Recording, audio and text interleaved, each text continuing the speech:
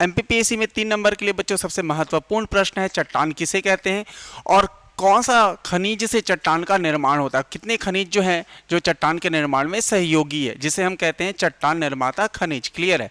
तो उसके लिए बच्चों मैं यहाँ पर बता देना चाहता हूँ कि यहाँ पर पृथ्वी की आंतरिक संरचना में क्रस्ट, मेंटल और कोर 3 भागों में विभाजित है, जिसमें जो क्रस्ट है जो सतह से 30 या 35 किलोमीटर की गहराई में पाया जाता है।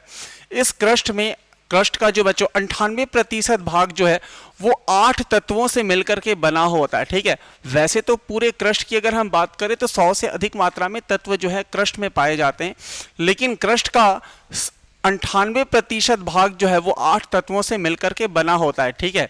और बच्चों ये जो 8 तत्व जिनकी बात हम कर रहे हैं, ध्यान रखिएगा, यही 8 तत्व आपस में रासायनिक अभिक्रिया करते हैं ना, रासायनिक अभिक्रिया करके ध्यान रखिएगा खनिज का निर्माण करते हैं। अब प्रश्न ये है बच्चों कि वो 8 तत्व कौन कौन से हैं। क्लियर है।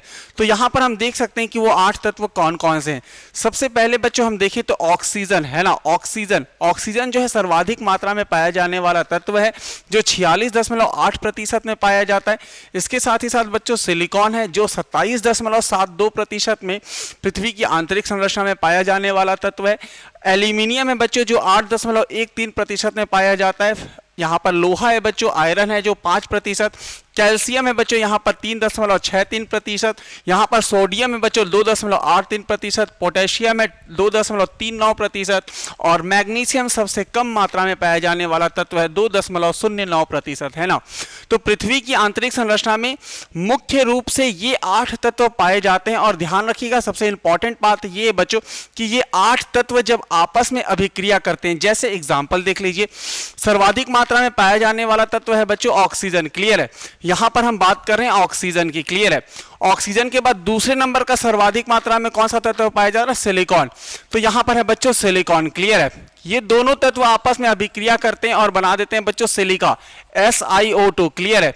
तो ये जो बना हुआ यौगिक है बच्चों, हम इसी यौगिक को कहते हैं खनिज। क्लियर है। तो ये 8 तत्व जब आपस में अभिक्रिया करते हैं तो ध्यान रखिएगा बहुत सारे खनिजों का निर्माण करते हैं। ठीक है।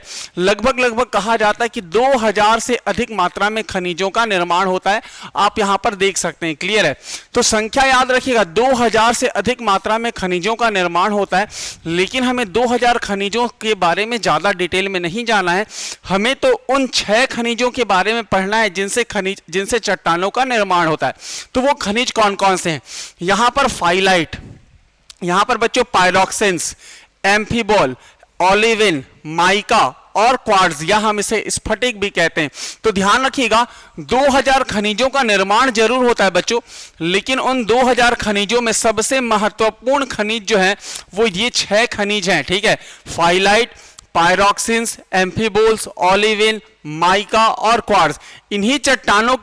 इन्हीं खनिजों के माध्यम से ध्यान रखिएगा चट्टानों का निर्माण होता है। इसी वजह से हम इस खनिज को चट्टान निर्माता खनिज कहते हैं। क्लियर है। चट्टान निर्माता खनिज। और यही एमपीपीएससी मेंस में बच्चों 3 नंबर का प्रश्न पूछा जाता है कि चट्टान निर्माता खनिज किसे कहते हैं।